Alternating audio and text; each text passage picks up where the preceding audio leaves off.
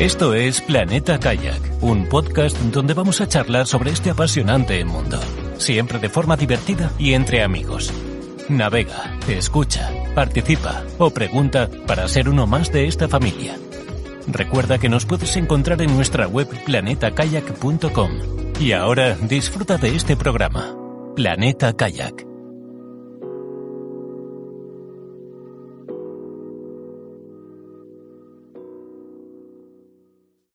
Hola, bienvenidos a una nueva temporada de Planeta Kayak. Sí, vamos a hacer temporadas. Hemos superado la primera temporada y empezamos nuestra segunda temporada. Estamos de nuevo con Carlos, que está en Villarreal. Hola, Carlos, ¿qué tal? Hola, muy buenas tardes a todos y muy buenas tardes a Diego. Y estamos con Diego, un invitado para nuestro primer capítulo de la segunda temporada y nuestra primera entrevista. Pues vamos a hablar con una persona que venció las dificultades derivadas de un accidente para poder hacer kayak, pensando que esto os puede animar a vencer esas u otras dificultades. ¿Qué tal, Diego? ¿Cómo llegaste a hacer kayak y cómo volviste a hacer kayak? Pues buenas tardes, un saludo para los dos. Llegué al kayak hace 20 años, pero cometí el grave error de comprar un kayak doble, y no solo un kayak doble, sino un kayak doble muy pesado, con lo que me despertó el gusanillo, pero no lo suficiente como para volverme un fanático del kayak.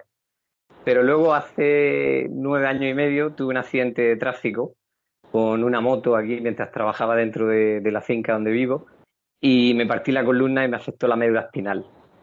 Y claro, aquello me limitó mucho, pero empecé a hacer rehabilitación porque me quedé bastante mal. Los primeros meses no podía andar, tuve que ir en silla de ruedas, después con andadera, después con bastones, y al final conseguí andar sin ayuda.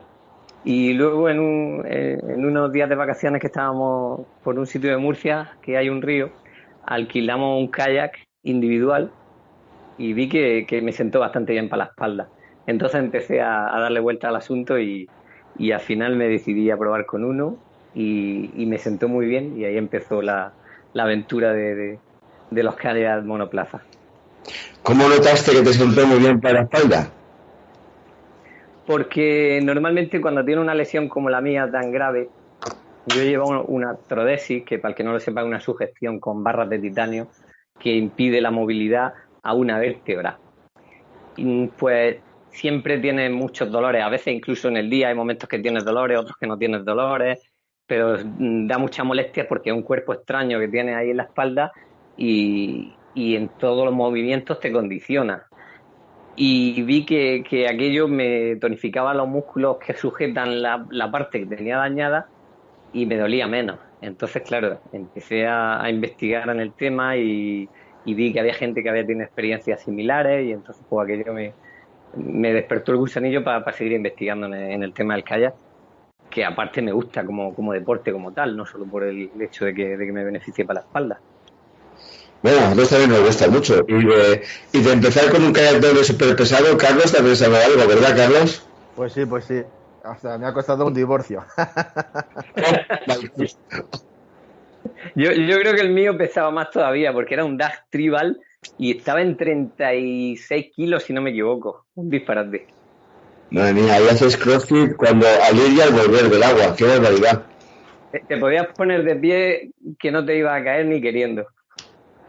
A ver si una piragua de esas venezolanas para ir por el Orinoco. Pues casi. Yo creo que ha sido el kayak más torpe de manejar, sobre todo en giro, que ha fabricado DAG en toda su historia. Y hablando de giros, ¿cómo haces para la torsión, para palear por un lado o por el otro? ¿La espalda te lo permite? Pues mira, esa es una de las cosas en las que he tenido que profundizar más, porque una de las cosas que más dolor me ha producido siempre desde que tengo la lesión, y de las que más he investigado, ha sido el tema de girar la columna cuando estaba haciendo un esfuerzo, ¿no? Por eso me he ido dando cuenta las formas de remar que me benefician y las formas de remar que me perjudican, ¿no?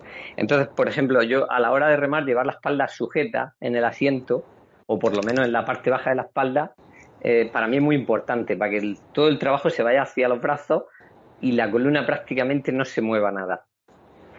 Por eso hay ciertas limitaciones que dependen mucho de dónde tengas el problema de columna, la hernia o donde hayas tenido un traumatismo como en mi caso.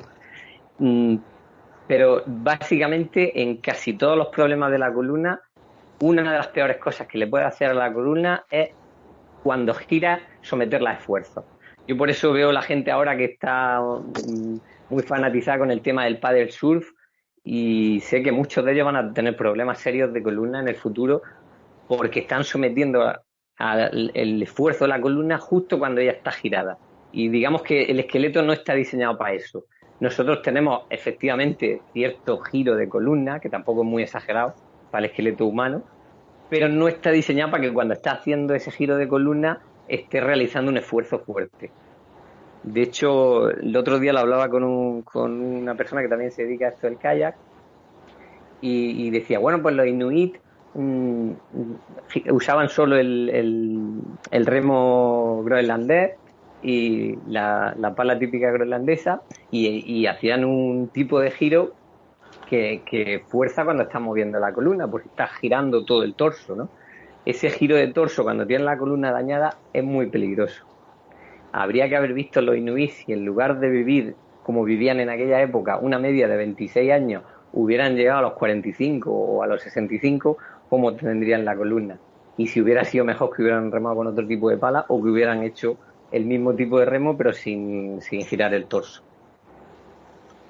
Bueno, en realidad, y esto se puede ver cuando se ven las imágenes a cámara lenta de los piragüistas de pista que hacen, digamos, la palada más perfecta técnicamente, se puede ver que ellos torsionan totalmente la espalda hacia un lado y hacia el otro. O sea, cuando sacan la pala del agua, tienen todo el pecho mirando hacia ese lado y giran completamente, conforme giran hacia el otro lado, van traccionando con la pala en el agua hasta acabar en la misma posición, pero por el otro lado, y sí que se hace una torsión completa. Yo la verdad es que no sé tampoco, con la pala de tampoco cambia demasiado, no intentamos descargar siempre el esfuerzo de los brazos para que sea el tronco el que haga ese esfuerzo, ¿no? Efectivamente, pero estamos hablando de personas con la espalda en buenas condiciones. Cuando tienes, que también depende mucho de la lesión y dónde la tengas, pero cuando tienes una lesión, la espalda es mucho más sensible y sobre todo mucho más sensible a los esfuerzos que se hacen cuando se gira. Entonces ahí, sobre todo al principio, cuando todavía no la tienes tonificada, el empezar a remar con la columna sujeta en un asiento y intentar que el trabajo sea sobre todo de brazo y de hombro es muy importante para las personas que están dañadas. Si hablamos de gente que está en condiciones normales, la historia es completamente diferente porque, claro, consigue una palada de mucha más tracción si te ayudas con la espalda. Pero claro, aquí estamos hablando de personas que tenemos unas condiciones especiales debido a bien sean hernias, bien sean accidentes como en mi caso, etcétera, etcétera. Entonces, claro, son situaciones diferentes. Entonces te tienes que adaptar a tu patología, ¿me entiendes? A tus condiciones. Entonces, a Diego, mí me gustaría poder... Dime. yo tengo una pregunta y todo este, digamos, todo este aprendizaje o todo este camino hasta, digamos, adaptar el kayak o la práctica del kayak a tus circunstancias, ¿ha sido un poco autodidacta o te han asesorado? Porque en este mundo, digamos, del kayak adaptado, el asesoramiento es muy importante, ¿no? Por parte de profesionales. Pues ha habido un poco de las dos cosas. Ha habido muchos fisios, ha habido también mucho hacerme daño y a base de prueba, efecto, pues vas probando cosas. Si te hace daño, las tienes que dejar por completo, luego pruebas más adelante a ver si ha mejorado la situación y cuando ves que después de repetidas veces, siempre que lo haces, te duele, pues al final te voy a poner un ejemplo y es con el canteo. Yo sé cantear perfectamente, pero el problema es que cuando canteo después me duele y el dolor se puede tirar 3 o 4 días para irse y a veces tienes incluso que darte masaje y todo para que se te quite. Entonces al final, ¿qué dices? Pues me olvido del canteo, hay otras formas de girar el kayak porque en mi caso particular de mi lesión, cantear lo puedo hacer, pero luego lo pago en dolor porque estoy forzando justo en la zona donde tengo la lesión. Entonces, ¿qué haces? Pues te decantas por otras formas de girar el kayak que no te hacen daño. Por ejemplo, un timón, ¿no? Por ejemplo, el timón, o usar la pala para timonear, o dar más palada hacia un lado o hacia otro. Siempre busca la opción que sepas tú que cuando termine la jornada no va a venir después el tío de la factura a pedirte la cuenta en forma de dolor. Entonces, pues, en tu situación es también muy importante el calentar, digamos, antes de salir a palear. Pues al principio cuando empecé parecía que sí. Ahora ya cuando vas cogiendo condición física y te acostumbras, pues hago lo que veo casi siempre en la demás gente que rema, que es que al principio van bastante más despacio y se lo toman con más suavidad. Es una forma de ganar tiempo y de no quedar como un tonto cuando estás en la playa haciendo posturicas y todo el mundo mirándote como diciendo ¿este a qué se dedica? Eso me suena, eso que cuentas me suena. ¿Verdad? A mí me han hecho alguna proposición deshonesta haciendo cosas en la orilla. Por calentar con la faldita, Carlos, en la orilla. Es un calientapollas, Carlos, sí. Es que la faldita queda muy sexy.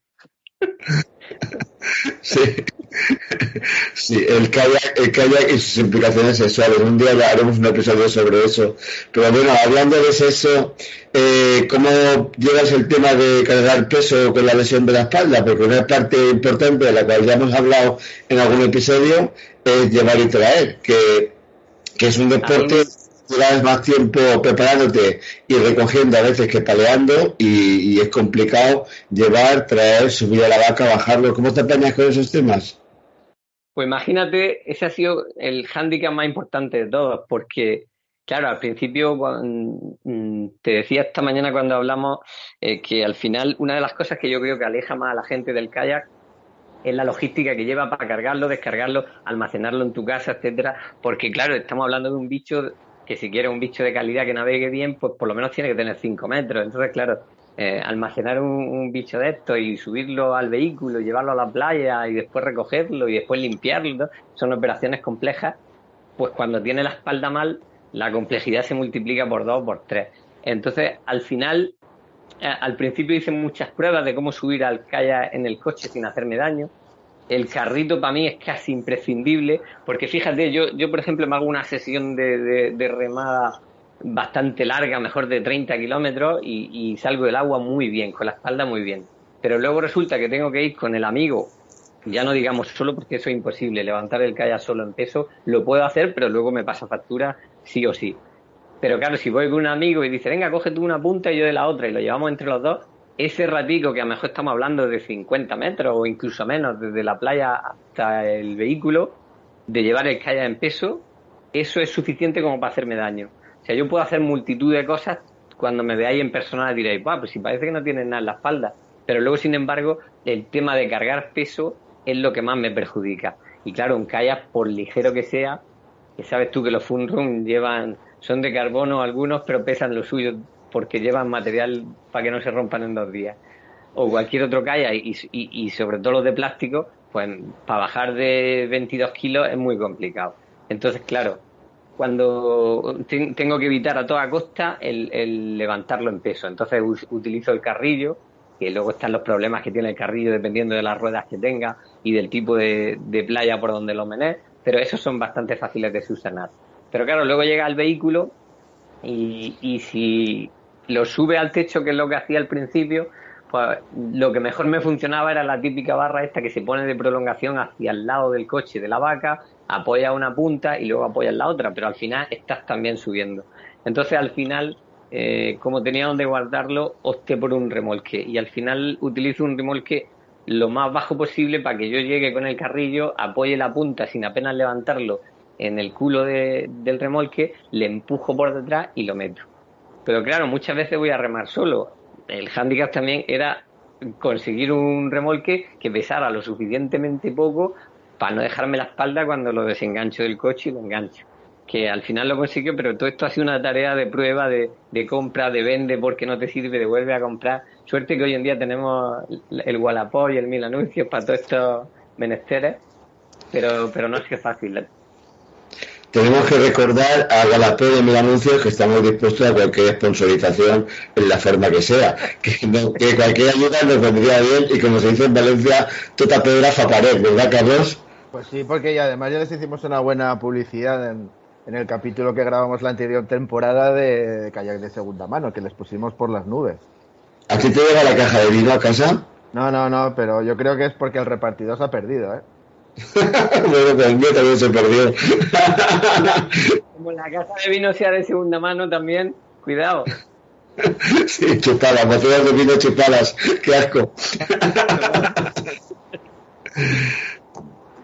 Bueno, y entonces antes hemos estado hablando de los Inuit y de su esperanza de vida, ¿vale? Y yo creo que todo está un poco investigando acerca de la salud ósea de este colectivo y de la salud ósea del colectivo humano en general, si es que se puede generalizar ahora mismo. ¿Qué nos puedes contar de eso? Pues bueno, al principio cuando estuve investigando, porque resulta que la mayoría morían con una osteoporosis bastante avanzada.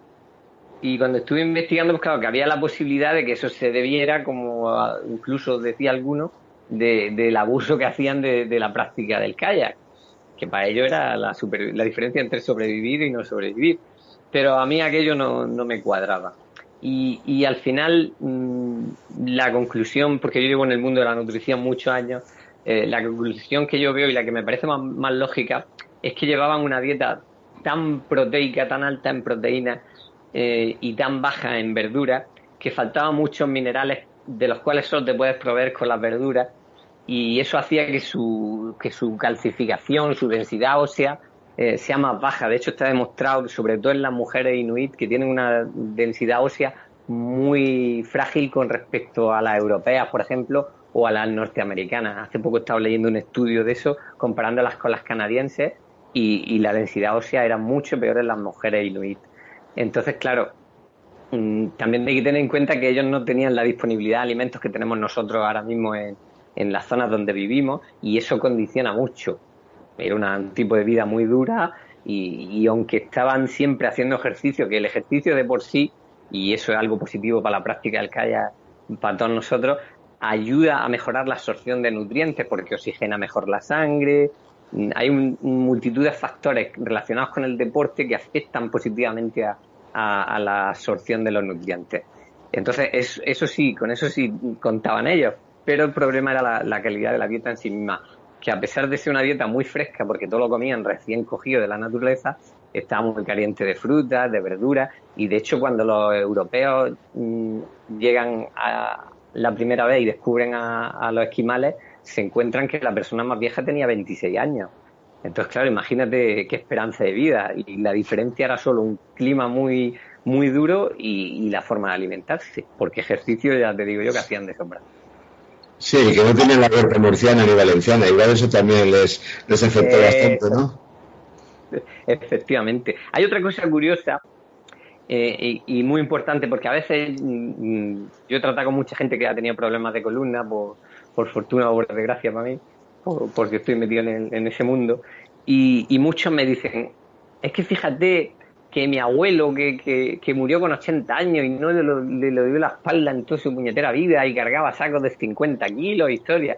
Pero en eso hay una diferencia muy sustancial entre la gente del pasado y nosotros, que muy poca gente conoce, que es el hecho de que la producción de los alimentos desde los años 50 hacia acá se ha visto incrementada en volumen gracias a los fertilizantes sintéticos, especialmente al nitrógeno. El nitrógeno es un fertilizante que induce a los vegetales donde se cultiva a aumentar su volumen, pero aumentan su volumen pero pierden en calidad. Digamos que tú puedes hacer, por ejemplo, una lechuga más grande a base de nitrógeno, pero sus tejidos pierden calidad. Y esos tejidos o bien te alimentan directamente a ti o bien alimentan animales de los cuales después tú te vas a alimentar.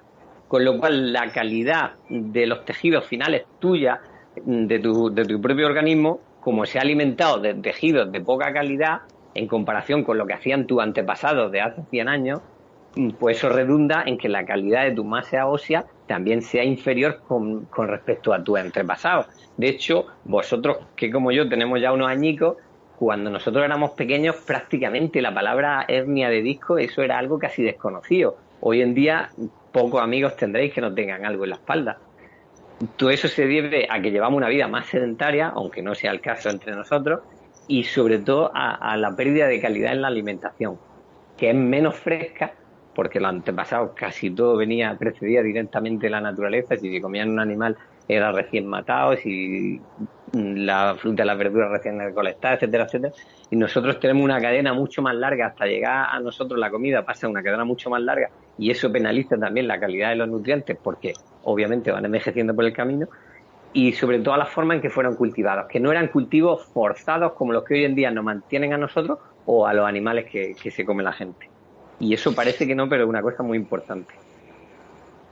Sí, la verdad es que ahora mismo de la gente que conocemos hay tan poquita que no tengan algo en la espalda, como tan poquitos TAC y resonancias magnéticas había hace 50 años en los hospitales, que no había ninguno para diagnosticarlo. O sea, no sé cuál era el método de diagnóstico de una hernia de disco hace 50 años, pero sí que es verdad que no era demasiado común oír hablar de estos temas y con la ligereza que se habla ahora.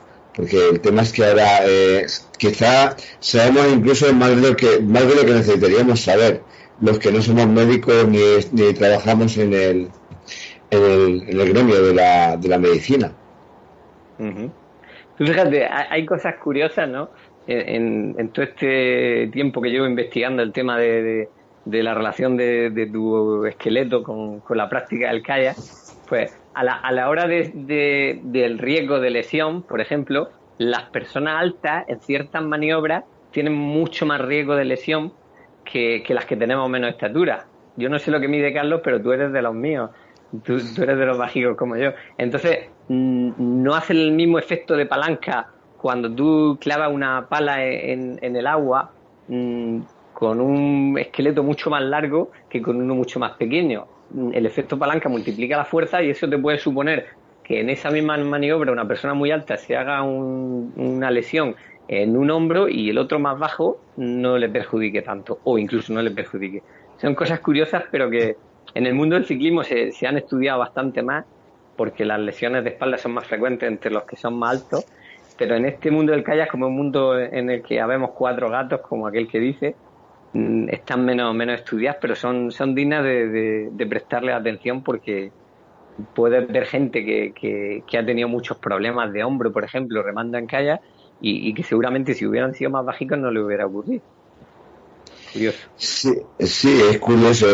Eso también, conforme lo estabas diciendo, estaba pensando en el balonmano, pero también es cierto que los jugadores de balonmano nuevamente son altos y nuevamente llegan a los 30 con los rotadores de los hombros hechos fosfatina, ¿vale? Los pequeños acabamos antes con el balonmano y al menos, ¿vale? Y llegamos con los hombros bastante mejor a los 30 y a los 40 y etcétera. O sea que a veces hay causas un poco encubiertas. Lo que sí que es cierto es que este deporte nuestro, que hoy por hoy es minoritario, a pesar de ser el segundo deporte tributario de medallas olímpicas para España, solo después de la vela, pues es un deporte efectivamente poco estudiado, porque aunque hay centros de alto rendimiento y tenemos deportistas de muy muy alto nivel a nivel mundial, pues no se le da la importancia que a otros deportes más mediáticos y con muchos más practicantes y practicantes de postín, incluso gente, no veremos a Marcus Cooper nunca comprarse una casa en Castelfa de 200 millones de euros, ¿vale? Como algún futbolista que conocemos, y no va a pedir un Bentley nunca, no sé, que pegue un braguetazo o le toque un euromillón. Eso lo sabemos ya seguro. Pero bueno, eso no quita que haya gente, por ejemplo, gente muy mayor, como el medallista olímpico Oscar Chalupsky, que sigue con un porrón de años compitiendo y quedando en buen lugar, ¿vale? A pesar de cumplir años. O sea que en principio es un deporte poco lesivo por sí mismo y es un deporte que se puede practicar durante muchos años, hasta una edad muy avanzadísima. De hecho, conocemos, Carlos y yo, a gente bastante mayor que a estas alturas no podría estar jugando a fútbol, no podría estar jugando a balonmano, no podría estar jugando al baloncesto, y si no fuera por el kayak, pues les quedaría el golf y poco más, ¿verdad, Carlos? Sí, no, y aparte, bueno, yo creo que nosotros en primera persona, yo, desde que hago kayak, pues la espalda la tengo especialmente fuerte, y yo sí que recuerdo antes de hacer kayak, pues que por mi trabajo de estar tantas horas sentada y tal, pues la espalda se me cargaba, ¿no? Y bueno, pues es un tópico muy típico que la natación es muy buena para, digamos, la espalda, pero el kayak también se podría incluir, pues, para la gente que quiera trabajar esa zona del cuerpo, o yo al menos lo veo así. Y si llevar el kayak de casa es complicado, imagínate llevar la piscina de casa. Menudo movidón para llevar la piscina cada vez que vas a nadar. Una historia que no veas. Pues ya, ahora que habéis tocado ese tema, hay una combinación que a mí me sienta especialmente bien, que es bucear cuando salgo en kayak. En verano, además, es una delicia, ¿no? Y porque bucear también es una de las cosas que sienta para la espalda mucho mejor que nadar, porque nadar es bueno para la espalda, pero el problema es que nadar bien no sabe todo el mundo. Yo mismo no sé nadar bien. Y entonces, si no nadas bien, es probable que te dañe la espalda en lugar de mejorarla. Sin embargo, bucear mal es muy difícil. Ya tienes que ser muy tonto, que supongo que a ver los highlights, pero bucear es mucho más instintivo, es más fácil porque el agua misma te está haciendo de soporte, y a mí la combinación de bucear y nadar y remar ha sido ya explosiva. Antes del accidente buceaba mucho, pero después del accidente me costó mucho porque no podía, en invierno sobre todo, no podía meter la pierna con el traje de bucear, porque los gemelos se quedaron inactivados después del accidente. Y al final, en el último año lo he conseguido, y ahora la combinación de las dos cosas es especial para la espalda. Para mí, la mejor terapia que existe para la espalda ahora mismo, por lo menos en mi situación. De todas formas, cada persona tiene que experimentar, dependiendo de su lesión, cada persona tiene que experimentar, porque lo que a uno le hace bien, a otro le hace mal, simplemente porque tiene la lesión en diferente altura o de diferente forma, aunque esté en la misma altura. Entonces cada persona tiene que experimentar. Por eso es muy importante también hablar del tema de cómo sentarse en el kayak, porque a lo mejor uno que no tiene una lesión va a sentar en una postura y va estupendamente, pero otro que tiene la lesión le sienta fatal esa misma postura, y eso puede resultar muy problemático. La forma en que pones las piernas y en que apoya el cuerpo en el asiento es muy, muy importante. De hecho, por ejemplo, mi compañera que tiene una hernia, le ha costado mucho trabajo poder adaptarse a los kayaks cerrados por la forma en que coloca las piernas, porque a ella lo que le fastidia es estar sentado. Y sin embargo, en mi caso, yo puedo estar sentado ahora y no tengo problema ninguno, y me da igual que la bañera del kayak sea muy pequeña. Entonces, no se puede generalizar, depende mucho de la persona. Pero también hay otro factor, que es el tiempo, que es que a veces una cosa que pruebas el primer día te parece fatal y que no lo vas a poder hacer nunca, y luego a base de ir probando poco a poco, darle tiempo, dejar que el cuerpo se vaya acostumbrando, al final le sacas punta y te llega a funcionar y te sientes cómodo en posturas donde antes no habías podido sentirte cómodo. Y lo mismo pasa incluso con ciertas maniobras en el kayak, que hay cosas que antes las veías muy difícil de conseguir hacer, y después poco a poco te va adaptando y consigues que no te duela la espalda en esas maniobras o que no te pase factura después. Por eso hay que individualizar mucho y investigar mucho de la propia lesión de uno. Y al final es algo que no te puede contar nadie, que tienes tú que probarlo y ser tú el que tome la decisión de probar a ver si me duele así, probar de otra forma, a ver si le sacas punta. Y luego hay cosas que definitivamente no puedes hacer y tienes que desterrarlas. Muy bien, entonces como colofón, si alguien llegara y te dijera, oye Diego, mira, yo tengo una lesión en la espalda parecida a la tuya, pero quiero probar lo del kayak, ¿qué es el consejo más importante que le podrías dar para que se viniera arriba y probara y no se desanimara al primer día? Que probablemente, si ya cuando estás válido totalmente, a veces te desanimas al primer día, si encima...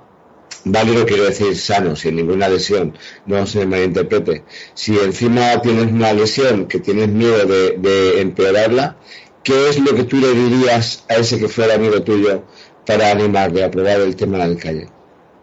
Pues mira, te voy a contar un caso que viene muy al cuento. Yo tengo un amigo que con una espondilitis anquilosante, que es una enfermedad crónica degenerativa muy complicada, y al andar va totalmente doblado, como una L. Y cuando vino la primera vez le dije, uy, a ti te tengo yo que hacer pasearte en el kayak, porque sentado ves de frente perfectamente. Y ya todo el mundo decía, es una locura, no sé qué, no sé cuánto. Pues al final fue una cuestión de encontrar el kayak específico para cada persona, ¿no? O para cada persona que tiene una patología. Y al final, con un Dagger Fiesta, un Islander Fiesta, no solo le hice remar, sino que se lo pasaba pipa. Tú sabes lo que es para una persona que tiene ese tipo de limitación, verse en el mar, libre, que puede moverse para allá, para acá, girar. Es un mundo. Obviamente no lo va a hacer igual que lo pueda hacer tú, o que lo pueda hacer yo, o que lo pueda hacer Carlos, pero esa sensación de libertad en una persona que está tan limitada es un mundo. De hecho, hay el piragüismo es una de las pocas modalidades de deporte que tiene una versión para minusválidos, que es el para canotaje. El kayak adaptado. Sí, para canoe. Para canoe se llama, sí. Y hay kayaks que los venden ya específicamente para personas que están en esa situación, y algunos reman sin piernas. Obviamente necesitan gente que le ayude para subirse, para bajarse, todas esas cosas, pero la sensación de libertad que le estamos dando a esa persona, dudo mucho que la pueda conseguir de otra forma, y esas sensaciones a una persona tan limitada pueden ser la diferencia entre llevar una vida con ilusión y entusiasmo a sentirse frustrado. En mi caso, yo antes del accidente hacía carreras de montaña y estaba súper picado, también competía en mountain bike, y verme de golpe y porrazo que las piernas me funcionaban lo justo para andar, que ya no puedo montar en bici, pero no puedo correr ni subir montañas con la bici porque no tengo gemelos y son imprescindibles para las subidas. Pero el kayak si tú me ves remando, a no ser que me pidas ponerme a hacer canteo o alguna cosa así, si yo no me bajo el kayak y me ves que cogeo, no va a decir que soy una persona con una minusvalía, y menos de un 70%. Al final los límites te los pones tú, pero también cuenta mucho el tiempo que le dediques, y no solo a tu propio cuerpo, sino también cuando hablamos de un deporte como el kayak, en el que interviene, porque por ejemplo el senderismo eres tú, una mochila y las zapatillas de deporte. Aquí las zapatillas de deporte son el kayak, ¿no? Y entonces tienes que dedicarle tiempo a ver cómo reacciona tu cuerpo, pero también tienes que poner mucho interés en la máquina que llevas, si es la adecuada para como tú estás, si el asiento que llevas es el adecuado para como tú estás, si la forma en que lo transportas es el adecuado para como tú estás. Obviamente es mucho más complejo que para una persona normal. Cuando partes de un cuerpo en condiciones normales, todo es mucho más fácil, y es más fácil que te adaptes a cualquier kayak. Yo en mi caso he tenido que probar un montón de kayaks hasta quedarme con el que verdaderamente voy a gusto y me siento bien en él. Hombre, eso es complejo y lleva tiempo y tienes que estar comprando y vendiendo y es un follón. Pero cuando valoras lo que el kayak te aporta, la sensación de libertad, de sentirte bien, de contacto con la naturaleza, de ver los animales, el medio salvaje, no sé, yo siempre digo que lo bonito del mar es que va a un paraíso, escapas de la tierra firme, donde está todo muy destrozado por el hombre, al mar donde sí hay destrozo por la acción humana, pero ni punto de comparación con lo que hay tierra adentro. Entonces entra en un mundo maravilloso al que no le aconsejo a nadie perderse. Entonces, si yo con esta minusvalía he podido acceder a eso y lo disfruto, y hay semanas que salgo 3 veces, ¿eh? Tengo la suerte de vivir muy cerca del mar, entonces la costa murciana se presta, porque siempre si no tiene bueno en un lado, tiene en otro, como hace un poco así de pico. Y entonces, pues, si yo lo puedo hacer con el problemazo que tengo en la espalda, El accidente también me causó un problema urinario bastante grave y tengo que llevar un sondaje permanente, lo cual lo hace más complicado a la hora de sentarte y de gestionar tu propia orina cuando vas en el kayak, etcétera, etcétera. Son cosas, pero al final, si valoras lo que te está dando el kayak, lo feliz que te hace, lo bien que te mantiene en forma física, lo que te tonifica la espalda, los brazos, pues al final dices, lo pones en la balanza y te merece la pena. No solo te merece la pena, sino que acaba formando parte muy importante de tu vida y haciéndote feliz. Entonces, claro, todo el mundo se acerca y pone interés en las cosas que le hacen feliz, pero antes hay que probarlas para saber lo bonitas que son. Carlos, estoy viendo que el que no hace kayak es porque no quiere, no porque no pueda. Sí, no, lo que pasa es que llegados a este punto, yo hace tiempo que estoy un poco indagando sobre el kayak adaptado y es precisamente un poco lo que apunta Diego, ¿no? Que, o sea, el kayak, pues por las circunstancias y las cosas que tiene, pues es lo que dice él, que sea para determinadas personas, pues puede ser, pues eso, un mundo por todas las sensaciones y todas las posibilidades que te ofrece. Y lo que más me gusta, o sea, lo que más me gusta es que estamos hablando no solo, digamos, de personas con dificultades físicas, sino incluso sensoriales. Yo conozco gente que invidente, sorda y tal, que por ejemplo el kayak también le va genial, incluso temas de, digamos, síndromes mentales, ¿no? O sea, abarca un abanico muy amplio y lo que yo veo yo en este mundo del kayak adaptado es que como él apunta, con mucha voluntad y mucha creatividad, pues las dificultades que esas personas puedan tener para hacer kayak, pues se solucionan. Aquí lo que sí que me gustaría decir es que lo que veo interesante es que esas experiencias, pues por ejemplo, una persona que pues a lo mejor le falta un parte de un miembro superior o una pierna o problemas de espalda y tal, pues sería genial que la gente pudiese compartir esas experiencias para gente que tenga lesiones parecidas, pues tener una solución, digamos, relativamente fácil, pues para que se animasen a practicar kayak. Es un camino que a mí me parece bastante interesante. Y nosotros tenemos que alentarlo. Además, yo recuerdo cuando competía en mountain bike que había un chaval que tenía una pierna más corta que la otra y entonces le habían hecho una biela especial para la bicicleta y iba divinamente con eso. Con el kayak pasa lo mismo. Yo he tenido que adaptar cosas dentro de la embarcación para poder ir bien yo en ella. He tenido que buscar el remo adecuado para no hacerme daño. Entonces son cosas que además le hacen bonito el asunto porque tienes que dedicarle tiempo y el tiempo es entretenimiento y al final acabas aprendiendo muchas cosas súper interesantes que también enriquecen tu vida y tu nivel cultural y eso lo hace más atractivo todavía para las personas que tenemos dificultades porque tienes que montarte ahí tu película y hacerla funcionar y cuando la haces funcionar eres el tío más feliz del planeta Tierra de verte ahí que puedes hacer lo que otros hacen con facilidad, a ti te cuesta más complicaciones, pero lo haces y disfrutas tanto o más porque has conseguido algo que para ti estaba vedado. Bueno, Diego, ha sido una entrevista fantástica. A mí solo me queda una pregunta para la cual tengo que desvelar un dato que ha sido ocultado a Carlos hasta ahora deliberadamente y te tengo que hacer la pregunta. ¿Dónde mierda guardas 15 kayaks? Porque no lo entiendo. Bueno, los 15 kayaks que viene, porque mira, mira, cuando yo empecé con los kayaks monoplaza, claro, obviamente como me veía con tantas limitaciones, pues empecé con kayaks muy pequeños. Fíjate que yo buscaba el kayak, como era un total desconocedor de la hidrodinámica del kayak y de las características que hacen que un kayak navegue bien y todo eso, pues yo decía, yo como estoy, que apenas puedo levantar peso, cuanto menos pese y más pequeño mejor. Y empecé con los Pelican, no sé si conocéis los kayaks Pelican, que pesan muy poquito y son muy chiquiticos. Y claro, ahí ya empecé a ver cosas, empecé a ver que el mismo kayak, siendo sit on top, siendo idéntico por debajo, y el otro siendo un kayak cerrado, el cerrado navegaba mejor, y me daba cuenta que era porque iba más sentado en el centro de gravedad más bajo, y ya empieza ahí a ver cosas. Y yo veía a la gente que iba ahí con los kayaks grandes y decía, esto no es para mí, yo con los problemas que tengo, esto es una locura. Pero claro, luego vas probando, pruebas con uno un poquito más grande y tal y cual. Entonces, ahora tengo 15 kayaks, pero han pasado muchos, ¿no? Y entonces y de esos 15 kayaks tienen que irse muchos también, porque es una locura, no puedes tener tantos kayaks. Pero han sido imprescindibles para poder adaptarlo y poder...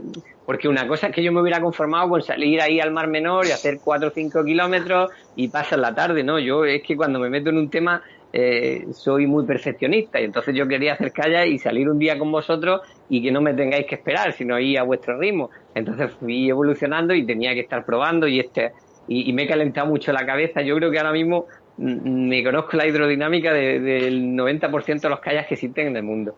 Y eso ha llevado pues a que poco a poco también el hecho de que mi compañera tuviera una hernia ha habido que probar muchos kayaks hasta encontrar uno en condiciones. Suerte que el mercado de segunda mano, que es una cosa muy interesante del piragüismo, que el piragüismo, el kayakismo es muy complicado a la hora de almacenar el kayak, llevarlo a la playa y todo eso, y todo el mundo no tiene la suerte de vivir cerca del mar como nosotros. Pero sin embargo, a la hora de comprar un kayak, el mercado de segunda mano está bastante bien. Y no son precios desorbitados y luego lo vendes y te dan casi lo mismo que te ha costado, entonces te permite un poco jugar ahí, pero claro, como tú dices, a ver dónde metes los kayaks. Yo tengo la suerte o la desgracia de haber sido agricultor y como soy agricultor vivo en el campo y en el campo es todo otro mundo, aquí el espacio es mucho más relativo, entonces pues tenía sitio, hombre, también ha sido otra batalla, el almacenarlo. Ha sido otra historia que tendría que hacer un post de eso si no lo había hecho ya, un podcast, porque al final pues me he tenido que fabricar una estantería, también los colgaba en el techo hasta que se me cayó uno y voy yo al coche, que no vea el gusto que da. Y nada, pero al final ahí están, y aparte si es que me da gusto, estoy tan contento con ellos que me da gusto hasta mirarlos. Eso de pasar y ver el amarillo mango del Neutron, eso es una preciosidad. Hombre, mi sueño también es el mango. No me fastidies. Sí, mi sueño también es el amarillo mango. Es precioso, no me digas que... Aparte es que Javier, yo no sé con qué los pintan, pero la calidad de pintura es espectacular, ¿eh? Tienes que ser muy bruto para añarlo. Ya lo vamos persiguiendo, pero no se deja, ya lo pillaremos. Iba a decir algo, Carlos. Sí, no, que a mí lo que me ha parecido alucinante no es que tenga 15 kayaks, sino que tenga 15 kayaks y sigan pareja. Eso es lo que me ha parecido alucinante. ¡Qué campeón! Bueno, Diego, ha sido un placer hablar contigo, poder hablar de un tema que puede animar a muchas otras personas a hacer algo que pueda pensar que le está vetado por sus condiciones o por sus problemas físicos. Y en este momento tenemos que dejarlo, pero no quita porque en otro momento te emplacemos a otra entrevista, porque estoy viendo que tenemos más filón hoy con tus conocimientos y el tiempo que has dedicado. Hemos visto que el tiempo que has estado no has estado mano sobre mano, sino que has estado investigando, has estado moviéndote, has estado buscando soluciones a tus problemas. No digo que no te vayamos a llamar otro día para hablar de otra cosa, ¿verdad, Carlos? Sí, estaría genial porque ha demostrado que es una persona que en todo lo que se pone se cultiva mucho. Muy bien. Pues... Los agricultores nos cultivamos mucho, no nos quedamos narices.